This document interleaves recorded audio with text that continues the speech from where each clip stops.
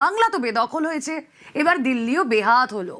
দিল্লিতে বসেই সংসদীয় দলের ভাঙন দেখলেন মমতা বন্দ্যোপাধ্যায়। দিল্লি সরগরম ছিল আজ সারা দিন, দফায় দফায় বৈঠকে তৃণমূলের বেসুরোরা, এবং সন্ধ্যায় আমরা কি দেখলাম, তিলক মার্গে শতাব্দী রায়ের বাড়িতে বৈঠকেই বেসুরো সাংসদরা। এবং খুবই গুরুত্বপূর্ণ যার এন্ট্রি, তা হলো মুখ্যমন্ত্রী শুভেন্দু অধিকারী। তিনি গেলেন, বেরোনোর সময় ভিক্টরি সাইন বাংলার মুখ্যমন্ত্রীর। तृणमूल कांग्रेस में एक बड़ी टूट हो सकती है और ये साफ दिख रहा है कि तृणमूल कांग्रेस के तमाम जो सांसद हैं वो शताब्दी रॉय के घर पर इस समय मौजूद हैं।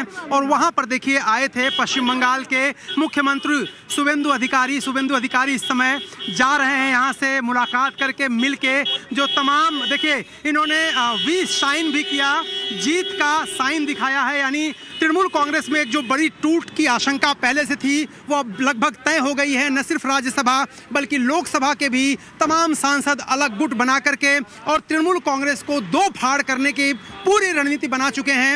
भूपेंद्र यादव के घर पर भी बैठक हुई थी, वहां भी शुभेंदु अधिकारी थे। और ये ऑपरेशन तृणमूल कांग्रेस काफी लंबे समय से चल रहा है। न सिर्फ विधायक काफी संख्या में पार्टी छोड़ के जा चुके हैं, कारपोरेटर, नगर निगम के, बल्कि अब दिल्ली में आप देखिए इस समय शताब्दी रॉय का ये जो बंगलो है यहाँ पर लगभग 9 से 10 तृणमूल कांग्रेस के एमपी इस समय यहाँ पर मौजूद हैं। राज्यसभा लोकसभा जो दोनों सदनों के एमपी हैं वो भी यहाँ से एक बड़ी टूट की तरफ इशारा कर रहे हैं। और अब ये वक्त की बात है कि कब लोकसभा स्पीकर के पास ये पूरा जो दल है वो अलग बैठने और अलग मान्यता की बात करता है। ये तमाम कानूनी पेचीदगियां भी हैं, लेकिन इतना साफ है जमीन पर कि तृणमूल कांग्रेस बुरे संकट में है। उस दिन जिस दिन ममता बनर्जी इंडिया ब्लॉक की बैठक में यहाँ पहुंची थी, उसी दिन ये बड़ा घटनाक्रम सामने आया। कैमरामैन प्रेम के साथ अरुण सिंह, न्यूज़ 18 इंडिया, दिल्ली।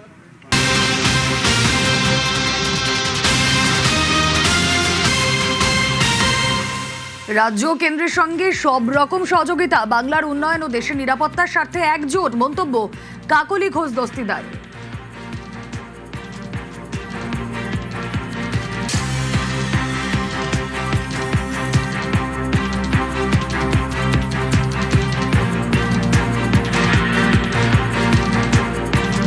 আমরা আলাদাভাবে কেন্দ্রীয় সরকার এবং রাজ্য সরকারের সঙ্গে সহযোগিতা করে উন্নয়নের স্বার্থে সার্বিকভাবে বাংলার উন্নয়ন এবং যার যার কনস্টিটিউয়েন্সির উন্নয়ন, আমাদের সংসদীয় এলাকায় কাজ পিছিয়ে যাচ্ছে, সেইগুলো এগিয়ে নিয়ে যাওয়ার জন্য আমরা আলাদা হয়ে বসতে চাইছি।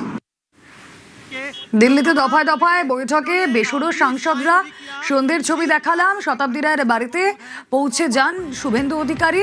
এবং বৈঠক চলাকালীন শুভেন্দু অধিকারী তিনি যান সাংসদ শতাব্দী রায়ের বাড়িতে, আর বেরোনোর পর ভিক্টরি সাইন দেখান তিনি।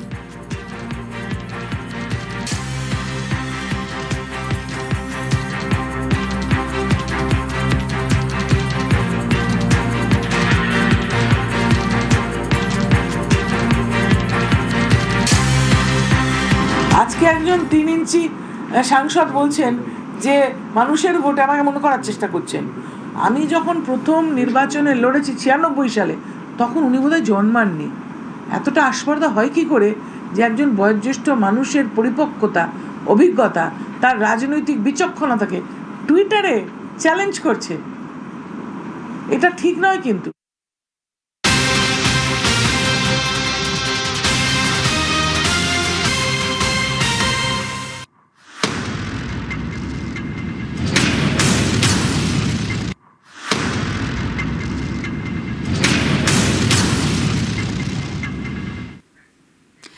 জোড়া ধাক্কা, এবার কি জোড়া ফুলও হাতছাড়া হতে চলেছে? বিধানসভার পর লোকসভাতেও তৃণমূলের ভাঙন। এবার কি দল ও প্রতীক দুই হাতছাড়া মমতার? মহারাষ্ট্র মডেলেই কি প্রতীক দাবি করবে নব তৃণমূল? কি হতে চলেছে মমতার পরবর্তী পদক্ষেপ?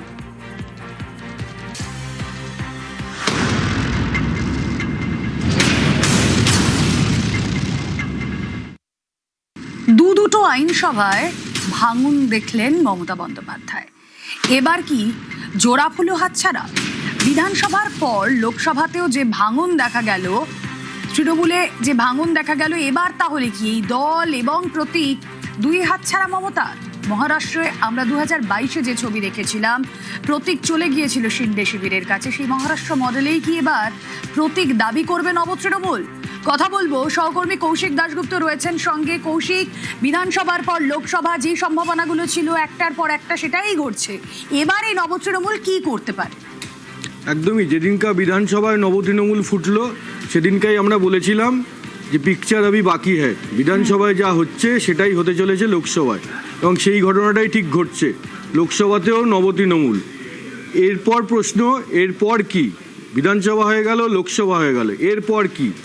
এরপর যেটা হতে চলেছে বা হওয়ার জোরালো সম্ভাবনা রয়েছে সেটা হচ্ছে এই যে নবতৃণমূল, তারা যদি মনে করে যে তারাই তৃণমূল নামটা ব্যবহার করবে এবং তারাই তৃণমূলের প্রতীকটি ব্যবহার করবে, অর্থাৎ জোড়া ফুল, তাহলে তাদের যেতে হবে নির্বাচন কমিশনের কাছে। নির্বাচন কমিশনে গিয়ে তাদের দেখাতে হবে যে সংখ্যাগরিষ্ঠ জনপ্রতিনিধি তাদের সঙ্গে রয়েছে, মানে সেখানে রাজ্যসভার সাংসদরাও যে বড় অংশ তাদের সঙ্গে রয়েছে সেটাও দেখাতে হবে। রাজ্যসভায় তৃণমূলের 13 জন সাংসদ ছিলেন, আজ সুখেন্দু শেখর রায় পদত্যাগ করেছেন, তৃণমূলের এখন 12 জন সাংসদ, তার 2/3 হচ্ছে 8, অর্থাৎ 8 জন সাংসদকে দেখাতে হবে। এছাড়া এরপর আস্তে আস্তে পৌরসভা, পঞ্চায়েত সমস্ত জনপ্রতিনিধিদের যে সংখ্যাগরিষ্ঠ অংশ নবতৃণমূলের সঙ্গে আছে সেটা দেখাতে হবে।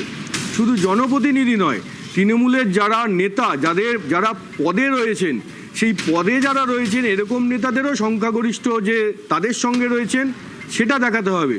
অর্থাৎ সংখ্যাগরিষ্ঠ নেতা এবং জনপ্রতিনিধি সঙ্গে রয়েছে, এটা যদি ইলেকশন কমিশনকে এই নবতৃণমূল দেখাতে পারে তাহলে ইলেকশন কমিশন তাদের অনুমতি দেবে, যে তারাই তখন বলে দেবে যে তারাই তৃণমূলের আসল তৃণমূল, তারাই তৃণমূল নামটা ব্যবহার করতে পারবে এবং দলের প্রতীকটা ব্যবহার করতে পারবে।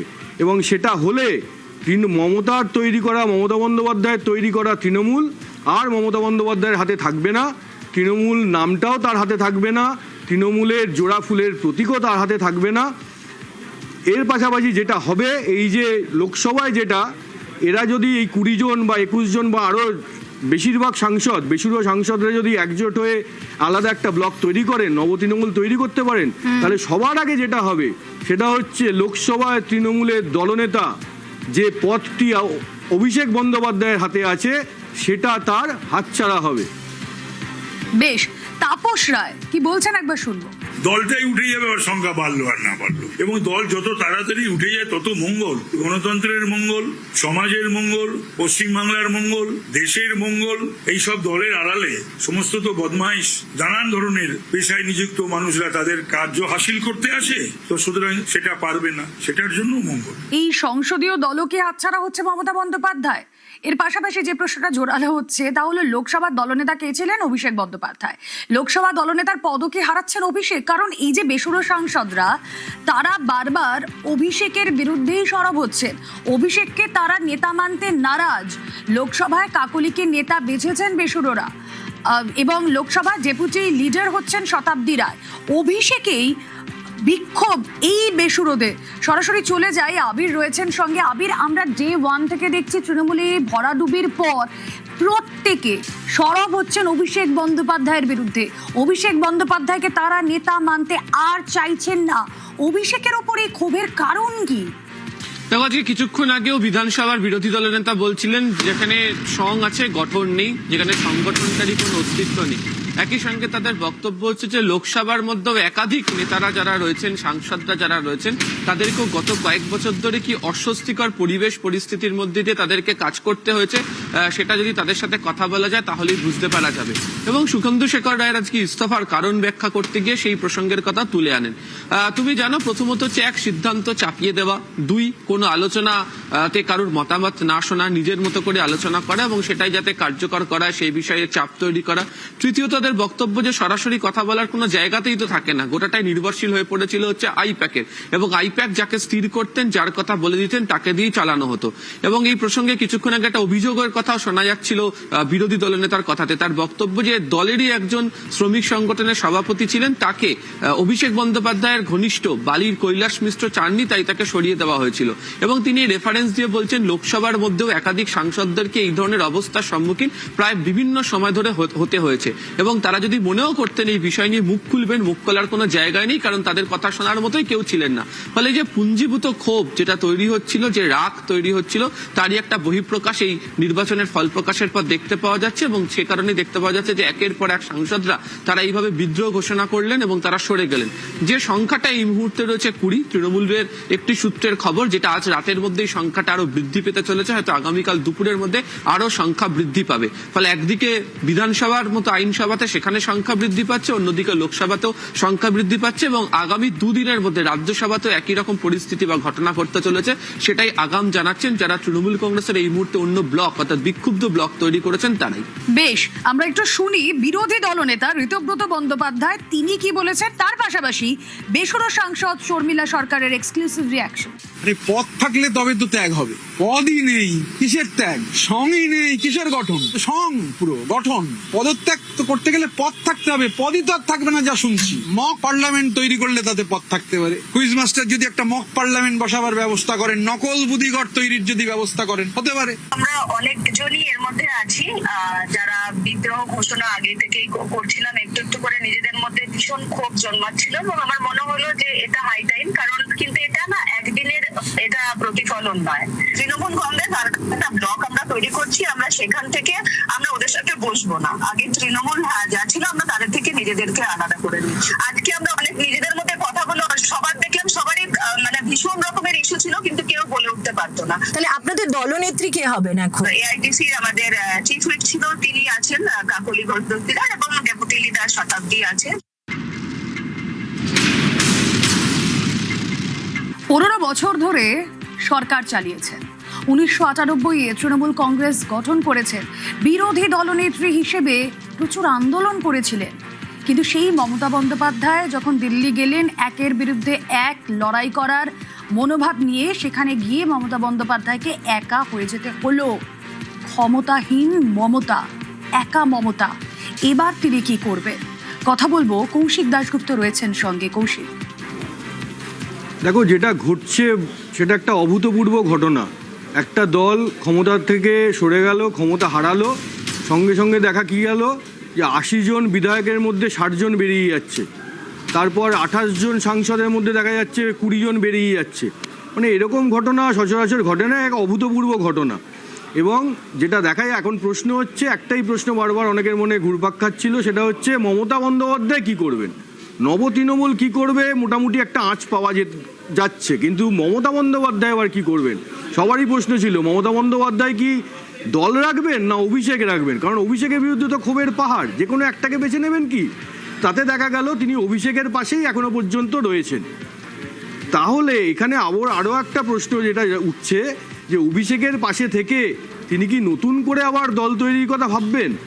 কারণ অনেকেই মনে করেই দিচ্ছেন যে এরকম সংকটের নাকি অনেকে তৃণমূলের অনেকে মনে করেন যে এরকম সংকট নাকি মমতা বন্দ্যোপাধ্যায় আগেও সামলেছেন।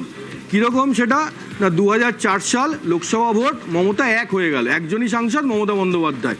সেইখান থেকে তিনি ফিরে এসছেন। 2004-এ একজন, 2011-এ তিনি মুখ্যমন্ত্রী হলেন। 2014 সালের লোকসভা ভোটে 1 থেকে তৃণমূল 34 হয়ে গেল। তৃণমূলের অনেকের আশা মমতা বন্দ্যোপাধ্যায় আবার ফিরে আসবেন, কিন্তু সেটা কি এখন আর সত্যিই সম্ভব? কারণ 2004 থেকে 2026 এর মধ্যে 22টা বছর কেটে গেছে। শুধু তাই নয়, 2004 অবধি মমতাকে যারা দেখেছেন বা 2011-এ তারা শুধু বিরোধী নেত্রী হিসাবে মমতাকে দেখেছেন। 2011 সালের পর থেকে মমতা শাসক হিসাবে, মুখ্যমন্ত্রী হিসাবে তার সরকার কীরমভাবে চালিয়েছেন, কীরমভাবে রাজ্যবাসীকে দেখেছেন, সেটাও সবার দেখা হয়ে গেছে। এবং এই 15 বছরে যে ক্ষোভের পাহাড়, সেটা তো একেবারে স্পষ্ট। পাশাপাশি অনেকে এই নতুন করে ঘুরে দাঁড়ানোর কথা যখন বলছেন, তখন তারা এটাও ইন্দিরা গান্ধীর প্রসঙ্গও টেনে আনছেন। ইন্দিরা গান্ধীও দুবার কংগ্রেস থেকে ভেঙে বেরিয়েছিলেন, একবার 1969 সালে, আরেকবার 78 সালে। এই 78 সালের প্রেক্ষাপটটা যদি তুমি মনে করো, তাহলে 75 সালে এমার্জেন্সি, 77-এ লোকসভা ভোট, ইন্দিরা গান্ধী হেরে গেলেন। 78-এ তার দলের মধ্যে থেকেই অনেকে ইন্দিরা গান্ধীর বিরুদ্ধে সরব হলেন। তখন তিনি নতুন দল করলেন কংগ্রেস আই। এই কংগ্রেস আই আবার যেটা ইন্দিরা কংগ্রেস। এবং মজার বিষয় দেখো, এই ইন্দিরা কংগ্রেসেই কিন্তু মমতার রাজনীতিতে হাতে খড়ি। তিনি যখন যোগমায়া দেবীর ছাত্রী ছিলেন, তখন ছাত্র পরিষদ করতেন, তারপর যখন রাজনৈতিক দলে নাম লেখালেন সেটাও কিন্তু ছিল এই ইন্দিরা কংগ্রেস। অনেকে তাই বলছেন তাহলে কি আবার ইন্দিরা গান্ধী যেরকম করেছিলেন সেরকম মমতা করতে পারবেন? কিন্তু অনেকে এই তত্ত্বকে একেবারেই মানতে নারাজ। তাদের বক্তব্য, মমতার সরকারের বিরুদ্ধে যে পরিমাণ ক্ষোভ 15 বছরে জন্মেছে এবং এত বছর পর একটা বয়সেরও ব্যাপার রয়েছে, এই পরিস্থিতিতে চারদিক থেকে তার বিরুদ্ধে যেরকম ক্ষোভ, শুধু তো সাধারণ মানুষের নয়, দেখা যাচ্ছে তারই দলের বিধায়ক সাংসদরা একেবারে ক্ষোভে ফুঁসছেন। তার যারা তৃণমূলের জন্মলগ্ন থেকে মমতা বন্দ্যোপাধ্যায়ের সঙ্গে, তারাও নাকি সরে যাচ্ছেন। মেয়র ফিরহাদ হাকিম ইতিমধ্যেই আগেই পদত্যাগ করেছেন। আজকে তিনি বিধানসভায় ঋতব্রত বন্দ্যোপাধ্যায়ের সঙ্গে গিয়েও দেখা করেছেন, যাতে জল্পনা তৈরি হয়েছে তাহলে কি ফিরহাদ হাকিমও মমতা বন্দ্যোপাধ্যায়ের হাত ছাড়তে চলেছেন। এই প্রেক্ষাপটে অনেকেই মনে করছেন যে মমতা বন্দ্যোপাধ্যায়ের পক্ষে আর ফিরে আসা খুব কঠিন, কিন্তু শেষমেশ কি দাঁড়ায় সেটাই এখন দেখার।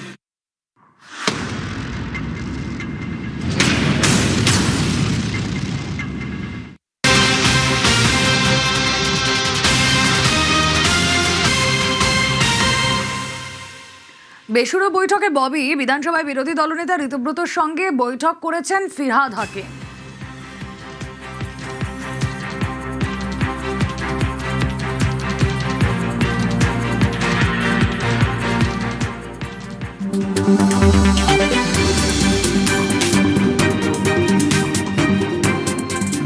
একদিকে যখন রাজনৈতিক ডামাডোল দিল্লিতে, তৃণমূল কংগ্রেসের একাধিক সাংসদরা তারা নতুন ব্লক তৈরি করছেন, বলছেন এনডিএ শিবিরকে সমর্থন করবেন এবং দলের প্রতি তাদের যে ক্ষোভ, সেই ক্ষোভকে বারবার ধরে সামনে নিয়ে আসছেন, তখন বিধানসভাতেও ঘটছে আরো পালাবদল। তৃণমূল কংগ্রেসের অর্থাৎ নব্য তৃণমূল যারা গঠন করেছেন সেই দলে সদস্য অর্থাৎ বিরোধী দলের নেতা ঋতব্রত বন্দ্যোপাধ্যায়, সন্দীপন সাহা, গোলাম রব্বানী, চন্দ্রনাথ সিনহা সহ যারা রয়েছেন তাদের সঙ্গে এসে দেখা করে গেলেন ফিরহাদ হাকিম, যিনি তৃণমূল কংগ্রেসের অন্দরে মমতা বন্দ্যোপাধ্যায় ঘনিষ্ঠ বলে পরিচিত ছিলেন। কিছুদিন আগেই তিনি মেয়র পদ থেকে তিনি সরে দাঁড়ান। দলের প্রতি তার যে ক্ষোভের কথা ঘনিষ্ঠ মহলে তিনি উল্লেখ করেছিলেন এবং কেন তাকে বারবার অস্বস্তিকর অবস্থার মধ্যে পড়তে হচ্ছে তা নিয়েও বারবার ঘনিষ্ঠ মহলে তাকে নানা কথা বলতে শোনা গেছে। এরকম অবস্থাতে দাঁড়িয়ে ফিরহাদ হাকিমের আশা বিধানসভাতে ঋতব্রত বন্দ্যোপাধ্যায়ের ঘরে প্রায় 1.5 ঘন্টারও বেশি সময় ধরে বৈঠক করা নতুন করে জল্পনা তৈরি করেছে। তাহলে কি ফের ঋতব্রতর দলে এবার ফিরহাদ হাকিমকেই দেখা যাবে এবং সঙ্গে আরো অন্যান্য বিধায়কদের? আমাদের সংখ্যা যথেষ্ট, এখন সংখ্যা আরো বাড়বে। ববিদা এসেছিলেন, ববিদা অনেকক্ষণ আমাদের ওখানে, আমাদের সঙ্গে অনেকেই ছিলাম আমরা, আলাদাও কথা হয়েছে। শামীম আহমেদও এসেছিল। আজকে কোনো সিগনেচার হয়নি, কারণ মাননীয় স্পিকার এখন তো আর আলাদা করে সিগনেচার হবে না, আলাদা করে চিঠি দিতে হবে। আরো যারা চিঠি দিতে চান, যারা অনেক লিডারশিপ কালকে থাকবে, আমরা বসে আলোচনা করব। এদিন অবশ্যই গোটা পর্বকে ঘিরে বিধানসভার অভ্যন্তরে নাটকীয় পরিস্থিতি তৈরি হয়। ফিরহাদ হাকিম ঋতব্রত বন্দ্যোপাধ্যায় তার বিরোধী দলনেতার ঘর থেকে বেরোনোর পর তিনি দেখেন লবিতে রয়েছেন কুণাল ঘোষ, রয়েছেন হচ্ছে অশোক দেব। ঠিক সেই সময় সেখানে গিয়ে পৌঁছন রাজ্যের মন্ত্রী তাপস রায়, যিনিও আগে ছিলেন তৃণমূল কংগ্রেসের নেতা, এবং সেখানে কথা হয় এবং দেখতে পাওয়া যায় যে ফিরহাদ হাকিম আলাদা করে কুণাল ঘোষ, অশোক দেব তাদের সঙ্গে নিয়ে কথা বলছেন। যারা মমতাদির সঙ্গে দীর্ঘদিন ছিলেন বা যারা মমতাদিকে ভালোবেসেছেন বা উল্টে যারা মমতাদি যাদের ভালোবেসে উজাড় করে তাদের দায়িত্ব দিয়েছেন, তাদের অন্তত সেই মহিলা এইটুকু আশা করতে পারেন যে তারা অন্তত আমার সঙ্গে থাকবে। তাহলে এই ব্লকে কারা কারা আসতে চলেছেন, সেই সংখ্যা কতটা বৃদ্ধি পাবে? ঋতব্রত অবশ্য বলছেন এখন তার সইয়ের ব্যাপার নেই, অধ্যক্ষ আসলে তার কাছে ব্যক্তিগতভাবে সই স্বাক্ষরিত চিঠি জমা দিতে হবে। তবে 18ই জুন বিধানসভার অধিবেশন বসার আগে তারা যে সম্পূর্ণভাবে প্রস্তুত, তাদের হাতে যে প্রাপ্ত সংখ্যার থেকে অনেক বেশি সংখ্যক বিধায়ক রয়েছে, যে কারণে ফ্লোর টেস্ট দিতে তাদের যে আপত্তি নেই তা কার্যত বুঝিয়ে দেওয়া হয়েছে। ক্যামেরা অসিত দাসের সাথে আবির ঘোষাল, নিউজ 18 বাংলা।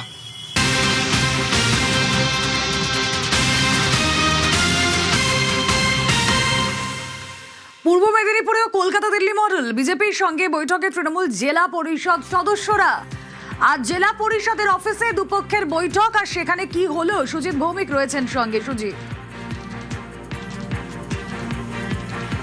দেখো রুমিলা, দুপক্ষ রইল না, একেবারে এক পক্ষ হওয়ার জন্যই এই বৈঠক। দিল্লি কলকাতার যে কথা বলা হলো ঠিক তার ছোটোখাটো একটা যেন বলা যায় যে ছবি ধরা পড়ল পূর্ব মেদিনীপুর জেলা পরিষদের একবারে অফিসের ভেতরে, যেখানে কিনা বোর্ডের ক্ষমতা অর্থাৎ জেলা পরিষদের ক্ষমতা নেওয়ার লক্ষ্যে বিজেপির একটা এটা বলা যায় একবারে ভেতরের গোপন বৈঠক, সেখানেই কিন্তু হাজির হলো একবারে লুকিয়ে চুরিয়ে বলা যায়, কারণ কাউকে প্রকাশ্যে জানানো হয়নি। তৃণমূলের তৃণমূলের যারা সদস্যরা জয়েন করলেন আজকের বৈঠকে, তারা মূলত একথা জানিয়ে দিয়েছেন যে তারা বিজেপি মনোনীত যেই প্রজেক্ট হবে যার নাম সভাধিপতি, সেখানে তারা সমর্থন করবেন। তারা গোপনে আজকে বৈঠক করেন, খাওয়া দাওয়ার ব্যবস্থাও ছিল এবং সেখানে বিজেপির যারা ছিলেন তাদের সঙ্গে কথাবার্তা বলল।